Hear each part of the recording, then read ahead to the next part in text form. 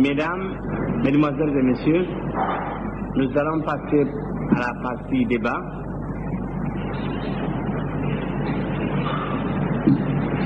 S'il y a des questions,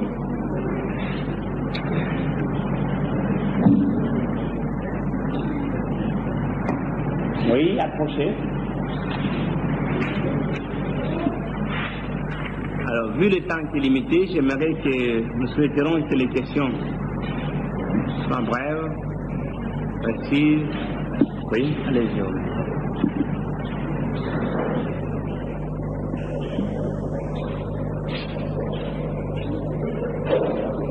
Monsieur le conférencier, veuillez m'excuser. Partant de votre expérience d'égyptologue, je voudrais vous demander quel lien de parenté verriez-vous entre cette Égypte et certains peuples, je dirais certaines ethnies du côté de votre pays au Sénégal et ici au Niger par exemple, concrètement, partant par exemple de certaines comparaisons. La deuxième question serait qu'est-ce que vous avez, vous ethnologues africains, chercheurs africains, qu'est-ce que vous avez comme moyen de résistance au sens de qu'est-ce que vous avez pour prouver en face de vos opposants, chercheurs blancs, qui refutaient par exemple certaines thèses que vous auriez apportées. Sur ce, je vous remercie.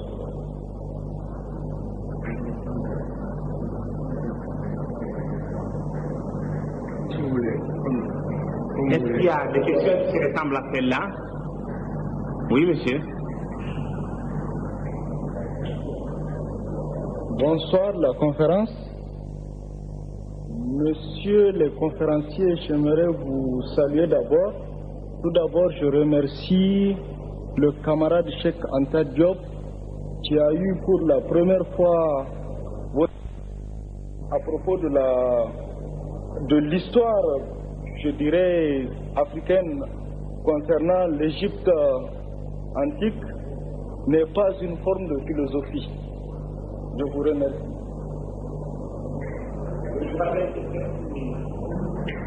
Oui, allez-y.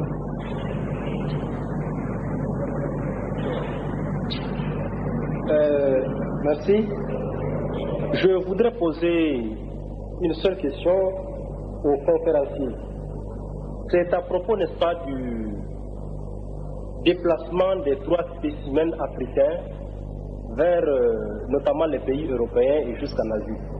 Alors je voudrais savoir si ce déplacement a été motivé par un coup de hasard ou bien si c'est un déplacement qui est parti, n'est-ce pas, d'une base qui était peut-être économique ou sociale. Et la série des questions. C'est déjà la même chose, mais ce sont des questions tout à fait différentes qui sont en train de... Bonsoir, professeur Cheikh Anta Diop. Je voudrais vous poser un certain nombre de questions qui ont trait justement à ce que le camarade venait de dire. Mais en attendant, je vais vous relater une anecdote quelque peu candide et même condescendante. Il y a quelques semaines, nous recevions à l'école de lettres à Niamey Madame Liliane Castello. Alors cette dame nous disait qu'elle avait rencontré en Europe un professeur qui a fait des recherches chez les Yoruba au Nigeria. Et le professeur avait dit cette chose-là, qu'elle a vu exactement la confirmation de vos thèses chez les Yoruba, c'est-à-dire la parenté génétique qui existait entre les Yoruba et les Égyptiens. Mais quand Mme Kessler dit, mais écrivez une note, dites quelque chose, un petit mot pour soutenir vos thèses, le professeur avait dit, non, je préfère me taire, je ne veux pas me compromettre. Alors ceci c'est pour ajouter un peu à ce que vous disiez au sujet de la compromission, au sujet de la falsification de l'histoire. Et justement, à propos de cette falsification et de cette mauvaise foi, nous ne sommes pas sans ignorer tout de même que les pressentiments que vous nourrissiez en 1955, nous n'étions pas nés, en disant que vous auriez beau apporter des preuves palpantes, irréfutables, des intellectuels de renom, ils diront toujours, nous n'y croyons pas. Alors la question que je voudrais poser est celle-ci. Pensez-vous, professeur Cheikh, que vos thèses un jour seront admises d'une façon péremptoire, sans réfutation? Pensez-vous que les principes de l'égyptologie que vous voulez promouvoir seraient un jour érigés en valeur absolue? Et vous me permettez de poser cette question tout simplement parce que d'éminents intellectuels africains, et le camarade a parlé tout à l'heure d'un chantre de la non-philosophie africaine qui est M. Paulin Ontongi, qui soutient qu'il n'y a pas de philosophie en Afrique. Et il parle de vos thèses, qu'il admet, certes, dans leur fond, mais il dit que ces thèses ne sauraient être admises que le jour où elles seraient effectivement irréfutables. Alors pensez-vous que ces thèses de M.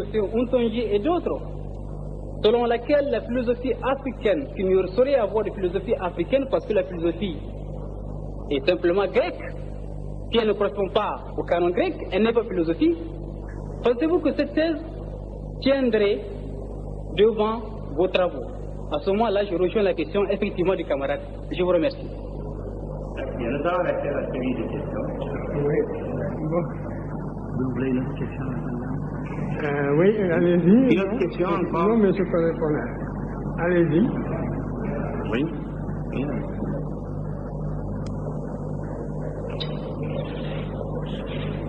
Bonsoir. Permettez-moi de vous remercier pour ce brillant exposé. Cette conférence nous a permis d'approfondir nos connaissances et de réactualiser des connaissances. Mais nous devons d'aller au-delà du simple constat de la simple croisade verbale pour réhabiliter la culture africaine dans les noms de sa dignité. Pour cela, le rôle des écrivains, le rôle des chercheurs est déterminant, mais aussi le rôle des hommes politiques. Il ne faut pas nier les hommes politiques. Ici au Niger, des efforts ont été consentis, des efforts louables concernant la culture. Mais paradoxalement, il faut noter qu'on assiste à une politisation de la culture. À telle enseigne qu'on ne peut plus faire la différence entre l'authentique et le culturel, ou bien l'artificiel ou le politique. C'est-à-dire, la culture sert d'instrument au service du système politique. Mais je n'y nie pas, effectivement, les efforts consentis pour revaloriser notre patrimoine culturel. Il faudrait aussi noter que nous n'adhérons pas aux théories de l'authenticité et de l'africanisme à rebours. Ces théories, loin de saisir et d'apprécier les dimensions cosmiques de la civilisation africaine, ont terni son image. Quand Senghor disait que l'émotion est nègre et la raison est laine, il disait que jamais le nègre ne sera pas capable d'atteindre le blanc sur le plan des mathématiques. Certes, il faut excuser Senghor de ses erreurs historiques. Il faut tenir compte du contexte historique. Bref, je dirais, que pensez-vous du dialogue des civilisations dont parlait Garoudi? Nous savons que l'interpénétration des civilisations n'est pas féconde, étant donné que le rapport des forces n'est pas en notre faveur. Parler d'un dialogue de civilisation serait une bavure. Que pensez-vous du donner et du recevoir l'universalisation de la culture ou des cultures dont parlait Césaire, dont parlait Senghor. Que pensez-vous de l'authenticité zaïroise dont parlait Mobutu? Je vous remercie. Je joins ma voix à celle de toute la jeunesse nigérienne pour vous dire que nous sommes fiers de vous. Je vous remercie.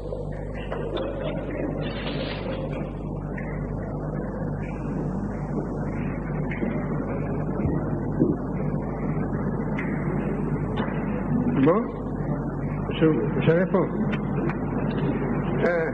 Je vais donc commencer par répondre à l'ensemble des questions. Le lien entre les peuples sénégalais et nigériens, ils sont multiples.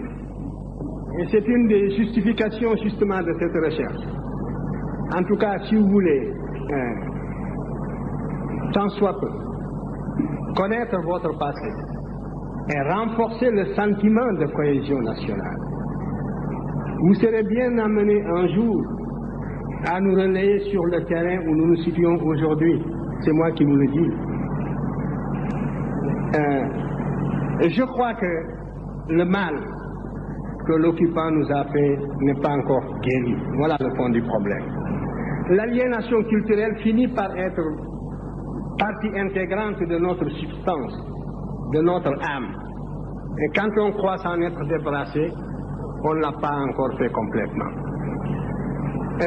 Souvent, le colonisé ressemble un peu, ou l'ex-colonisé même, ressemble un peu à cet esclave du 19e siècle, qui libéré va jusqu'au pas de la porte, et puis revient à la maison parce qu'il ne sait plus où aller. Il ne sait plus où aller. Depuis le temps qu'il a perdu la liberté, depuis le temps qu'il a acquis des réflexes de subordination, depuis le temps qu'il a pensé, comme appris à penser à travers son maître. C'est un peu ce qui est arrivé aussi à l'intelligentsia africaine dans son ensemble. Parce que, en dehors de quelques questions, toutes les questions que vous m'avez posées reviennent à une seule.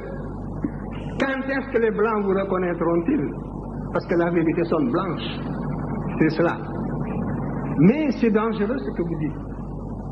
Parce que si réellement l'égalité intellectuelle est tangible, l'Afrique devrait, sur des thèmes controversés, être capable d'accéder à la vérité par sa propre investigation intellectuelle, se maintenir à cette vérité jusqu'à ce que l'humanité sache que l'Afrique ne sera plus frustrée, que les idéologues perdront leur temps parce qu'ils ont rencontré des intelligences égales qui peuvent leur tenir tête sur le plan de la recherche de la vérité. Mais vous êtes persuadé que pour qu'une vérité soit valable et objective, il faut qu'elle sonne blanche. Mais ça, c'est un repli de notre âme qui doit disparaître. Et ce sont justement les Blancs qui vont nous y aider. Et c'est parce que je savais cela que lorsque l'UNESCO m'a demandé de participer à la rédaction de l'histoire générale de l'Afrique, ce volume, j'ai dit que je serais bien incapable de parler la vérité sous prétexte que nous allons écrire un ouvrage de portée internationale. Moi, j'ai les idées que j'ai toujours développées et contre lesquelles vous ne pouvez pas opposer des arguments scientifiques dignes de ce nom. Vous pouvez opposer une conspiration du silence, aussi longtemps que les jeunes générations africaines resteront aliénées, jusqu'à ce qu'elles se récupèrent, jusqu'à ce qu'elles acquièrent la connaissance directe, parce que c'est par la connaissance directe, par l'égyptologie, que vous dépasserez ce stade de flottement, n'est-ce pas, et de somnambulisme. Alors, donc, j'ai dit que de deux choses l'une, ou bien on prépare une rencontre de niveau international. C'est ce que j'avais proposé. Réunir l'égyptologie internationale au niveau le plus élevé. Et surtout tous ceux qui sont opposés à mes thèses. J'ai dit que du côté africain, je n'aurais besoin que de deux Africains, parce que ce sont les seuls qui, à l'époque, qui travaillaient avec moi et qui accédaient aux faits égyptiens par la connaissance directe. C'est très dangereux, la connaissance indirecte, parce que vous le voyez bien, vous n'arrivez pas à vous faire une opinion personnelle. il faut passer par l'appui d'une autorité, et cette autorité vous refuse son appui pour des raisons idéologiques, et vous tournoyez. Donc, vous ne pourrez sortir du cercle vicieux que par la connaissance directe. Vous pétillez tous d'intelligence, mais il faudra accepter de fournir cet effort qui vous conduit à la connaissance directe, et nous en reparlerons. Alors, moi j'avais dit donc que je n'ai besoin que de 2 Africains qui, avec moi, ont accédé à cette connaissance directe. Et donc, vous pourrez augmenter le volume de la délégation européenne et mondiale. Nous n'avons pas besoin d'être plus de 3. Alors, convoquez donc tous les égyptologues que vous voudrez, les plus acharnés contre nos thèses. Nous en débattrons en toute sérénité. Je vous garantis le climat de sérénité des débats. Les débats ne seront pas limités, ils dureront aussi longtemps que nécessaire, en Égypte même, au Caire. Et à la suite de ces débats, on rédigera un document de portée mondiale, de portée internationale. Et suivant la teneur de ce document, on saura de quel côté penche la balance. Si les conclusions de ce document me permettent de continuer, de participer, je participerai alors à l'ouvrage et j'utiliserai mes idées intégralement. Dans le cas contraire, je serai le premier à vous faciliter la tâche en me récusant. Vous connaissez la suite. Le colloque du Caire s'est tenu sur ma proposition. Toute l'égyptologie mondiale était représentée. J'avais dit aussi que nous, Africains, nous ne serions pas rapporteurs pour réaliser au maximum les conditions d'objectivité. Le rapporteur, c'était un professeur français qui était contre mes thèses aussi, vous le savez bien. Donc, qui était professeur à Paris 8. L'égyptologie française était représentée par le professeur Vercouteur, qui était l'ancien directeur des antiquités de Nubie, qui était aussi le directeur de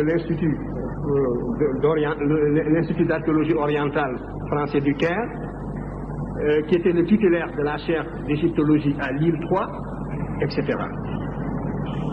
Était représenté aussi par le professeur Sonneron, qui l'avait remplacé à l'Institut français d'archéologie d'Égypte, et qui était sûrement le plus apte à nous suivre dans les discussions linguistiques, justement. Et vous avez les débats, les conclusions dans le domaine linguistique, justement, du professeur Sonneron, qui est mort maintenant. Vous aviez le professeur Leclan, qui est devenu académicien depuis et professeur au Collège de France.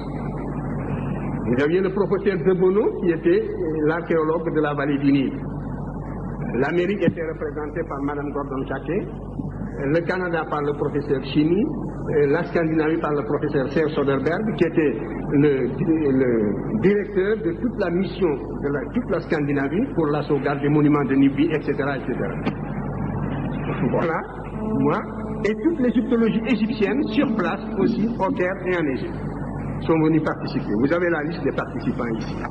Voilà le document qui est sorti de ces travaux. Oh, j'avais la page, voilà. Et voici, je vous lis une seule phrase de ce document. La très minutieuse préparation des communications. Est-ce que je voudrais même quelqu'un qui lise mieux que moi? Un volontaire seulement, pour lire. Voilà, justement, vous-même. Voilà. Vous allez lire juste ce passage. Cette phrase. C'est la conclusion générale. La très minutieuse préparation des communications. Non, lisez lentement pour que vos camarades entendent. Sinon, moi, je lis mieux que vous. D'accord. La très minutieuse opération. Non, pas opération. Préparation des communications. Bon, attendez, je vais lire, parce que vous... Bon. Alors, je lis pour tout le monde. Voici la conclusion générale des débats du Caire. La très minutieuse préparation des communications des professeurs Cheikh Anta Diop et Obenga n'a pas eu, malgré les précisions contenues dans le document de travail préparatoire envoyé par l'UNESCO, une contrepartie toujours égale. Il s'en est suivi un réel déséquilibre dans les discussions. Cette phrase est très claire. Cela veut dire que contre toute attente, un déséquilibre s'est produit dans les débats en faveur de nos thèses et que les arguments que nous avons développés La communauté scientifique qui s'est réunie là-bas n'a pas pu y opposer des arguments dignes de ce nom, bien que l'UNESCO ait pris toutes les dispositions à cet effet. Parce que j'avais insisté aussi pour qu'on prenne toutes les dispositions pour que les participants ne puissent pas venir en disant nous n'avons pas eu le temps de nous préparer, on ne savait pas à quoi on s'attendait, etc., etc. Et c'est la raison pour laquelle on insiste ici sur le fait, quand on dit malgré les précisions contenues dans le document de travail préparatoire envoyé par l'UNESCO, l'UNESCO avait demandé à chacun de fourbir ses armes, de faire tout ce qu'il fallait pour que cette discussion fût concluante. Et vous voyez, tout est de cette veine. Par conséquent, la vérité blanche que vous voulez, elle a sonné dans ce document. Mais vous ne lisez même pas, il faut prendre connaissance déjà de toute la littérature scientifique qui existe dans ce domaine. Nous avons provoqué une rencontre au niveau le plus élevé et les résultats sont palpables, les voilà. Ce que vous attendiez, vous l'avez sous les yeux, lisez-le demain. Mais même si on n'avait pas ceci, et c'est ça moi qui m'inquiète, parce qu'il vous aura fallu que nous ayons réduit à l'inconséquence des théoriciens idéologues européens, que eux-mêmes l'avouent dans une certaine mesure, comme dans ce document, pour que vous puissiez vous faire une opinion. Mais l'adversité est plus grave que ça. Il faut savoir que l'adversaire vous tue intellectuellement. Il vous tue moralement avant de vous tuer physiquement. Mais c'est de cette manière que l'on a supprimé des groupes entiers. On vous nie en tant qu'être moral. On vous nie en tant qu'être culturel. On ferme les yeux, on ne voit pas les évidences. On compte sur votre complexe, sur votre aliénation, sur le conditionnement, les réflexes de subordination et sur tant de facteurs de ce genre. Et si nous ne savons pas nous émanciper d'une telle situation par nos propres moyens, mais il n'y a pas de salut. À ce moment-là, la question que vous me posez, vous y avez répondu, parce que vous avez répondu par les actes à l'infériorité, donc vous avez en quelque sorte prouvé ou supposé l'infériorité du monde noir, puisque la vérité doit lui venir de l'autre camp. Il faut faire attention. Moi, si je n'étais pas intimement persuadé de l'égalité des races, si je n'étais pas intimement persuadé de la capacité de chaque race de mener sa destinée intellectuelle et culturelle, mais je serais déçu. Que ferions-nous dans le monde s'il y avait réellement cette hiérarchisation intellectuelle? Mais il faudrait s'attendre à une disparition d'une manière ou d'une autre. Parce que le conflit, il est partout, il est à tous les niveaux, il est dans tous ces débats, il est jusque dans nos relations internationales les plus feutrées. Nous menons et on mène contre nous le combat le plus violent même que celui qui a conduit à la disparition de certaines espèces. Et il faut justement que votre sagacité intellectuelle aille jusque-là. Alors, donc, toutes les questions que vous m'avez posées reviennent à peu près à la même. Les Blancs vous nient, ils ne vous ont pas encore répondu. Nous sommes donc dans le cirage, nous sommes dans le vague, nous sommes dans la brume. Non. Ce que j'ai dit un peu dans la préface de Obenga, c'était cela, que par la connaissance directe, l'Afrique doit être capable de saisir une vérité, de savoir qu'elle est en possession d'une vérité, quel que soit le domaine d'ailleurs. Ce n'est pas seulement dans le domaine culturel. Et de se maintenir au niveau de cette vérité en prenant des mesures conservatoires jusqu'à ce que tout le monde joue le même jeu, jusqu'à ce que l'on sache que la supercherie est finie. On n'a plus affaire à des enfants ou à des nouveau-nés.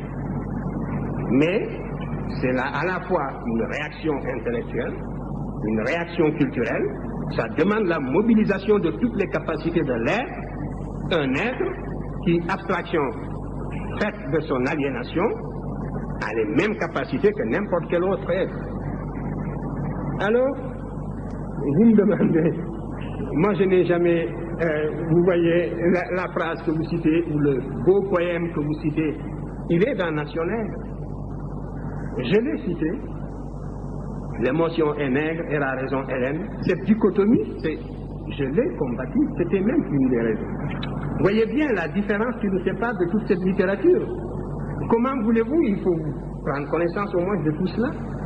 En tout cas, c'est en toutes lettres dans Nation Nègre où je montrais qu'il n'y a pas, d'une part, un monde blanc rationnel seul, auquel seul la vérité est accessible, et un monde noir fait de sensibilité et de réflexes de subordination. C'est contre cela que j'ai lutté toute ma vie. Ne venez pas me servir donc ces idées-là. C'est la preuve que vous n'avez pas lu. Et même, j'ai cité en plus Césaire, quand Césaire dit ceux qui n'ont inventé ni la poudre, ni l'électricité, etc., etc. C'était aussi un peu une littérature de la même veine, malgré les prodiges poétiques de Césaire. Ce magicien du verbe qui est extraordinaire, qui vous envoûte. Mais je n'étais pas d'accord avec le contenu.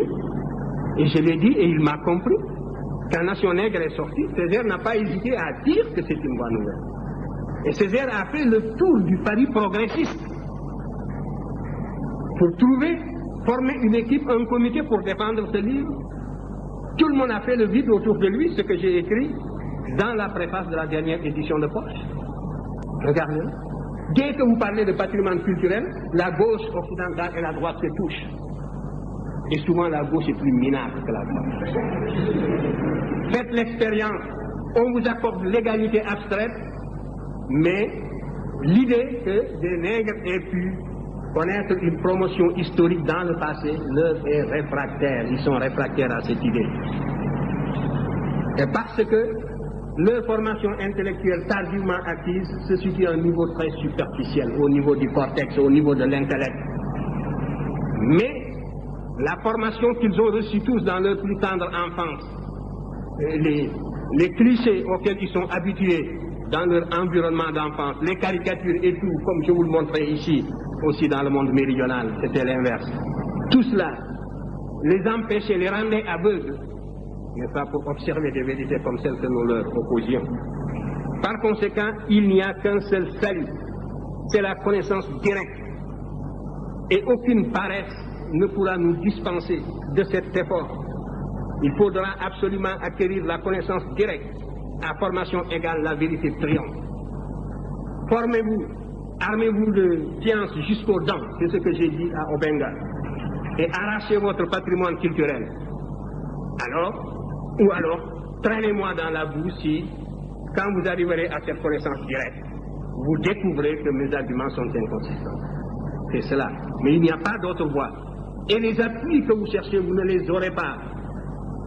Parce que c'est un monde, c'est un univers d'idéologues que vous aurez en face de vous. Et vous croyez que si la vérité était palpable, on l'accepterait. Je suis revenu de ces illusions. Regardez la deuxième partie justement d'antériorité où j'ai répondu aux critiques. J'ai dû même ménager des intellectuels de gauche qui avaient un peu servi l'Afrique. Je pouvais les scier en deux, comme on dit. Et ils ont vu que je me suis arrêté à mi-chemin dans mon argumentation parce que c'était catastrophique. Et ainsi de suite. Alors donc ici le poids des arguments c'est du côté africain. Je regrette. Et vous me demandez, alors les rapports, ça c'est au fond concerné la deuxième et les autres questions. C'est comme ce monsieur qui accepte que les Yorubas sont apparentés aux Africains et qui ne veulent pas avoir de problème. Vous savez parfaitement que quand j'écrivais Nation Nègre, et bien après, 20 ans après, si on voulait faire une carrière universitaire normale, il ne fallait pas s'approcher de nous. Vous le saviez. Il ne fallait pas nous citer, etc. C'est en sachant tout cela aussi que j'ai pris mes responsabilités. Et vous aurez tous les éléments justement pour porter un jugement. Je savais parfaitement ce que je faisais. Pour moi, l'enjeu, c'était la prise de conscience de l'ensemble des générations africaines à venir, non pas sur la base du mensonge ou de l'idéologie, mais sur la base d'une vérité scientifique strictement retrouvée. Il vous appartient de voir si moi j'ai pris des libertés par rapport à cette vérité, n'est-ce pas? Si j'ai pris des libertés par rapport au fait, avec le recul du temps, si aujourd'hui cette littérature impose du respect, c'est parce que, précisément, on s'est aperçu que contre toute attente, je n'ai pas été coupable d'un tel péché. C'était très facile à l'époque coloniale. Pour les théoriciens de salon du colonialisme de l'époque, des ethnologues que je ne veux pas citer, ça leur était très facile de tourner en dérision cette littérature naissante devant des jeunes esprits en formation. L'inconsistance de la formation intellectuelle des générations africaines de l'époque ne permettait pas d'avoir une vue claire là-dessus, et c'était très facile de prendre les Africains de court et de les détourner de cette littérature, de les court-circuiter en quelque sorte, avec des menaces, n'est-ce pas, à peine voilées aussi. On vous disait, si vous suivez Cheikh Anta, eh bien, vous pouvez mettre une croix sur votre carrière. On vous menaçait de tous les poudres du monde, etc. Vous le saviez bien. Mais je savais aussi que la seule chose qui était importante, c'était de dégager cette vérité, parce que c'est ce qui permettrait de réconcilier les civilisations africaines avec l'histoire pour rendre possible la recherche dans le domaine des sciences humaines. Méfiez-vous. Je vous dis, moi, que tant que vous n'aurez pas compris ce que j'ai dit cet après-midi, ce soir, et tant que vous n'aurez pas réévalué ces arguments pour réconcilier cette Afrique avec l'histoire, les recherches que vous faites en sciences humaines sont presque inutiles. Parce que je vous défie de bâtir un corps de sciences humaines, vous ne le pourrez pas. Même dans les domaines les plus futuristes, vous ne le pourrez pas. Les aspects qui s'orientent le plus vers l'avenir dans la civilisation occidentale plongent leurs racines dans l'antiquité gréco-latine.